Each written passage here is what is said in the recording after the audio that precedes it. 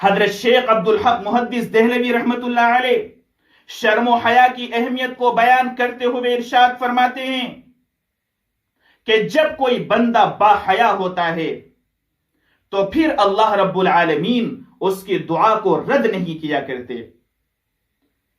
اور حضرت شیخ عبدالحق محدث دہلوی رحمت اللہ علیہ نے یہ بات لکھنے کے بعد حضرت نے دہلی کا ایک واقعہ اپنی کتاب کے اندر لکھا. فرمایا کہ دہلی میں سخت قحط پڑا ہوا تھا، جانور بھی پریشان، انسان بھی پریشان، مرد عورتیں بچے چرند پرند سب پریشان ہیں. سارے کے سارے پریشان ہو کر علماء کے پاس آئیں اور کہا کہ ہمارے لیے دعا کر دیجئے کہ بارش ہو جائے، کہ ہم اللہ کی رحمت کے طلبگار ہیں. علماء نے کہا کہ نماز استسقاء پڑھی جائے. نماز استسقاء کے لیے ایک میدان میں سب کو جمع کر دیا گیا. اس میں بڑے بڑے علماء کرام بھی ہیں، حفاظ بھی ہیں، نمازی بھی ہیں، حاجی بھی ہیں، روزے رکھنے والے بھی ہیں، زکوٰۃ دینے والے بھی ہیں، قرآن کی تلاوت کرنے والے بھی ہیں، تسبیحات پڑھنے والے بھی ہیں، اور پورا مجمع بھرا ہوا ہے اور سب اللہ سے دعائیں مانگ رہے ہیں.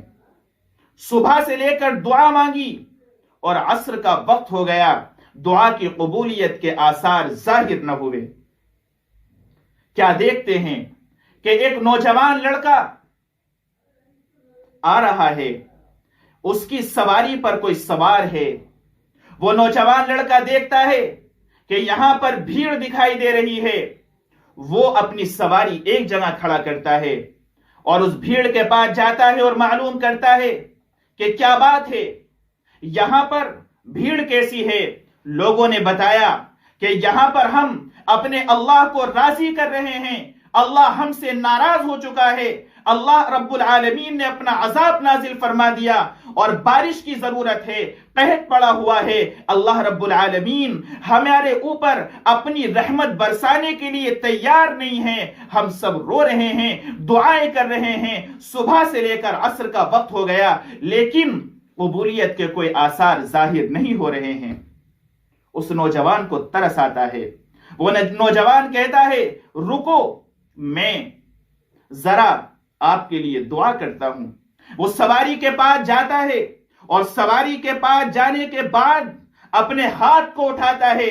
ابھی ہاتھ آسمان پر ہی اٹھاتا ہے کہ آسمان پر بادل آتے ہیں اور بارش چھم چھم برسنے لگتی ہے. سارے لوگ حیران ہو جاتے ہیں. جن علماء کو پتا تھا وہ اس نوجوان کے پاس جاتے ہیں اور جا کر کے کہتے ہیں کہ ہم تو صبح سے لے کر کے اور عصر کے وقت تک یہ وقت آ گیا، بچے بھی بلبلا رہے ہیں، عورتیں بھی رو رہی ہیں، آدمی بھی رو رہے ہیں، اور تمام کے تمام حاجی نمازی بھی رو رہے ہیں. تو یہ بتا کہ تیرا کون سا ایسا عمل ہے کہ اللہ رب العالمین نے تیری دعا قبول کر لی؟ صرف تو نے ہاتھ اٹھایا ہے اور اللہ رب العالمین نے دعاؤں کو قبول کر لیا، اللہ نے ہماری پریشانی ختم کر دی. اس نے نوجوان نے کہا میں تو اتنا بڑا نیک نہیں ہوں، میں تو تہجد گزار نہیں ہوں، میں تو بہت بڑا نیک آدمی نہیں ہوں، لیکن ہاں اس سواری پر جو سوار ہے وہ میری ماں بیٹھی ہوئی ہے جو پردے کی حالت میں ہے. یہ میری ماں نے حیا اور پاک دامنی کی زندگی گزاری. میری ماں نے کبھی بے پردگی نہیں کی، میری ماں نے کبھی بے غیرتی کا کام نہیں کیا، میری ماں نے کبھی بے حیائی کا کام نہیں کیا. یہ میری ماں ہے. دوسرے الفاظ میں کہوں، بال کھول کر کے روڈ پر نہیں گھومی، سڑکوں پر نہیں گھومی، بے پردہ ہو کر شادیوں میں شرکت نہیں کی، شادیوں میں کھانا کھانے کے لیے نہیں گئی، میری جھال کی زینت نہیں بنی، بلکہ وہ پردے کے ساتھ گئی، ہر جگہ پردے کا اہتمام کیا. میں نے اللہ رب العالمین سے دعا کی، اپنی ماں کا دامن پکڑا اور دامن پکڑنے کے بعد میں نے رب العالمین سے کہا کہ یا اللہ میری ماں کی زندگی آپ کو معلوم ہے، میری ماں نے کبھی بے پردگی کی زندگی نہیں گزاری، میری ماں نے کبھی بے غیرتی کا کام نہیں کیا، میری ماں اپنے پاک دامنی والی زندگی گزاری ہے، حیا والی زندگی گزاری ہے. اگر تیرے دربار میں یہ عمل محبوب ہے تو میری دعا کو قبول کر لے اور بارش برسا دے. میں نے بھی ہاتھ نیچے نہیں کیے تھے کہ اللہ رب العالمین کی رحمت متوجہ ہو گئی.